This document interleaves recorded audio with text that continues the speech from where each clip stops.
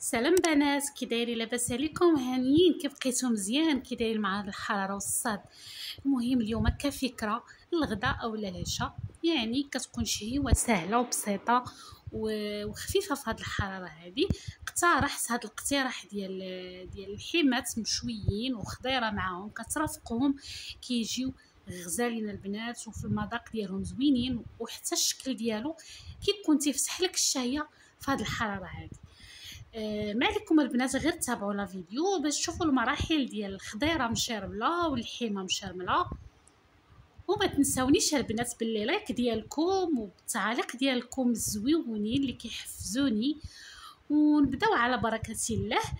القوام ديالنا في بوله البنات، غادي نبداو نديرو. عندي هنايا الكركم، سكينجبير، تحميره او البابريكا، شويه البزار، شويه الكمون، شويه القزبر ومليحه.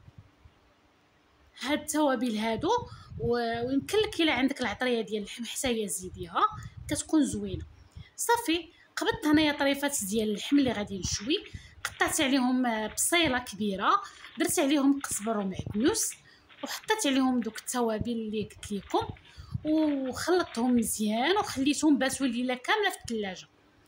بالنسبه للخضره ديالي، قطعت هنايا كانت عندي بطاطا وكانت عندي خيزو، قطعتهم طريفات صغارين ودرت لهم الشرموله ديالي، درت القزبر والمعدنوس ودرت البابريكا والكمون وشويه البزار وسكينجبير ومليحه وزويته ديال العود، وخلطتهم مزيان بديك الشرموله وحطيتهم في الكسكاس يفورو.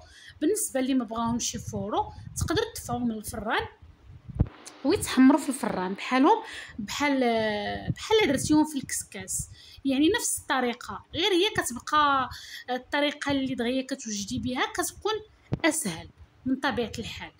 صافي الخضيره ديالي دابا غادي نديرها في الكسكاس باش تفور كيف ما شفتوا معايا، وغادي نهز الحمى ديالي اللي خليتها في الثلاجه مع ديك الشرموله، درتها في القطيبات. والقطيبات الا درتو هادو كنتو غتحشيوهم في الفران او في المقيله، ممكن تفزقوهم بالماء مزيان، عاد كديروا فيهم دوك الحيمات. صافي هنا درتهم في الشوايه كيتشواو كيف ما شفتوا معايا، كيتشواو زوينين وعلى المهل. الصراحه الريحه ديالهم طالعه غزاله بداك التوابل وبديك اللي باتت فيها الليل كامل. صافي من بعد منين كملتهم وشويتهم قدمتهم، رافقتهم بديك الخضيره ديال البطاطا وخيزو وخص، درت الخص ومطيشه خيار، يعني الحامض، يعني اي حاجه عندك موجوده في الثلاجه تقدري ترافقي بها دوك الحيمات اللي مشويين. كيف ما شفتوا معايا الطبق جا يعني كله الوان، كله زاهي، كله زوين، يعني المنظر فيه اكثر من ما تاكلي، غير المنظر كيشبعك الصراحه.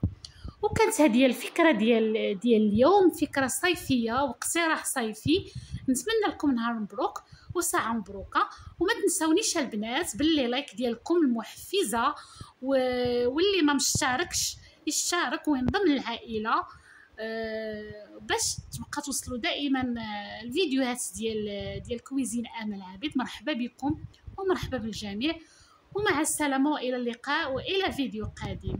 صحه وراحه.